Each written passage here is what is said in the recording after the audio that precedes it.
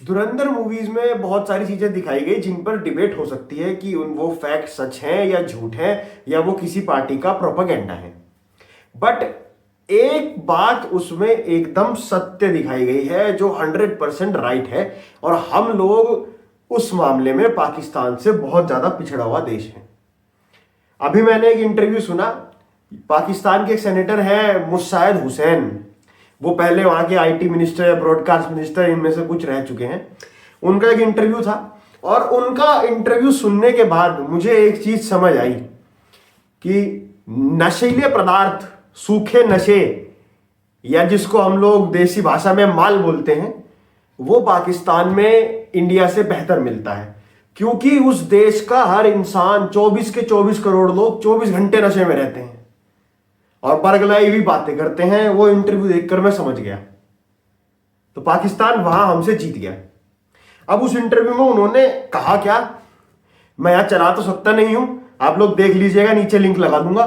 But उन्होंने मोटा मोटा 4-5 बातें बोली जो यूएई के बारे में थी और उसमें उन्होंने वही बिना इंडिया का नाम लिए जिनकी घर की रोटी नहीं चलती, उन्होंने इंडिया को भी जोड़ा। तो पहली बात उनकी सुनते हैं। उन्होंने यूं कहा कि हम लोगों, इंटरव्यूअर ने उनसे पूछा कि आपको जो ये कर्जा है यूएई हमसे वापस मांग रहा है, जो मंथ के एंड में हमें वो कर्जा वापस करना है, उस पर आपका क्या कहना है।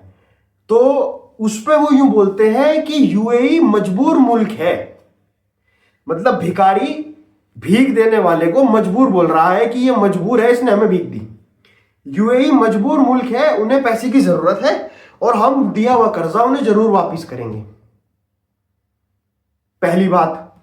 दूसरी बात वो बोलते हैं कि यूएई की जो आर्मी है उसे हमने ट्रेन किया था 1960s में।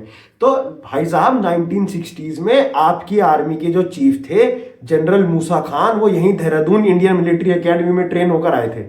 तो हम बोलते हैं कि आपकी पूरी आर्मी हमने ट्रेन करी है, हम ले लें क्रेडिट? लेना भी नहीं चाहते हम, इतनी वाहियात फौज है आपके देश की। यूएई को आप लोग ट्रेन किए हैं, ठीक। दूसरी बात इनकी है नशा। तीसरी बात ये बोले कि यूएई ने ट्रंप के साथ डील करी है $500 मिलियन की और क्या बोलते हैं उनको पैसों की जरूरत है। तो उन्होंने ट्रंप के साथ जो डील करी है उसमें उन्हें आने वाले 1 या 2 साल में प्रॉफिट होने की उम्मीद है। वो यूएसए देश, दुनिया के सबसे पावरफुल देश का प्रेसिडेंट है, उसकी पर्सनल कंपनी में उन लोगों ने पैसे लगाने की बात की है। आपको दे दे, 30 साल से आपके पास पैसा है, ब्याज भी देने की औकात नहीं तुम्हारी। नॉन परफॉर्मिंग एसेट है तुम्हारे पास पड़ा हुआ पैसा, क्या करें हम तुम्हें देके पैसा? अच्छा हुआ तुमसे वापस मांग लिया।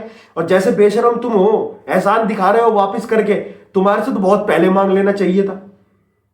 एक फिर उन्होंने उल्टा ही स्टेट निकाल के लाए। इंडिया की बात जो मैं बता रहा था, ये बोलते हैं कि यूएई की जो पॉपुलेशन है उसमें 43% इंडियंस हो गए हैं। तो आप लोग देख लीजिएगा कहीं अखंड भारत ना बन जाए। यूएई कहां है और इंडिया कहां है, अखंड भारत वो कैसे बन जाएगा? आज की मॉडर्न डे एंड एज में आप क्या बोलना चाह रहे हैं, हम यूएई को कॉलोनाइज कर लेंगे? अरे हम तुम्हें ना कॉलोनाइज करने की सोचे, भिखारियों को। हम ये नहीं चाहते अगर अखंड भारत बने तो तुम पाकिस्तान हमारे देश का हिस्सा बनो या तुम लोग हमारे देश का हिस्सा बनो। जमीन तो चलो बाद की बात है। और ये बोल रहे हो कि 43% इंडियंस है, जरा रीजनल डेमोग्राफिक भी बताओ, अनपढ़। 75% मुस्लिम है वहां, वो लोग बनने देंगे अखंड भारत का पार्ट? 6% है हिंदू सिर्फ। यहां हमारे देश के मुसलमान अखंड भारत नहीं बनाना चाहते, तुम ये सोचते हो कि यूएई का मुसलमान अखंड भारत बनाने देगा। और वो भी क्यों? क्योंकि यूएई में एक मंदिर खुल गया और उससे अब तक तुम्हारी सुलगी हुई है। तुम्हें वहां पान की दुकान नहीं लगाने दे रहे यूएई वाले, हमें यहां पे मंदिर बनाने दिया। कब तक ऐसे ही भीख मांग मांग के दुनिया के सामने अपनी बेइज्जती कराओगे? अभी तुम्हारे प्राइम मिनिस्टर का ट्वीट, उसके ऊपर साफ साफ लिखा था ड्राफ्ट पाक prime minister tweet on x.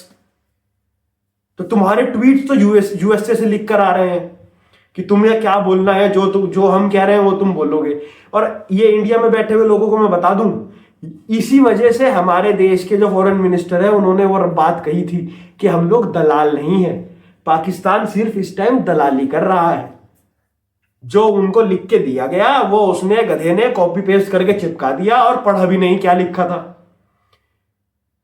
और फिर उसके बाद हमारे देश के इंटेलेक्चुअल्स बैठकर बोलते हैं, सेल्फ प्रोक्लेम्ड इंटेलेक्चुअल्स, ये बैठकर बोलते हैं कि इंडिया को मीडिएशन करना चाहिए था, इसलिए करना चाहिए था इंडिया को मीडिएशन। फिर तुम बोलते कि मोदी जो है ट्रंप के इशारों पे नाच रहा है। मतलब बेशर्मी की हद सारी पार है भाई। एक तो भिखारी थे ही और तुम भी नीच बन गए उनके साथ।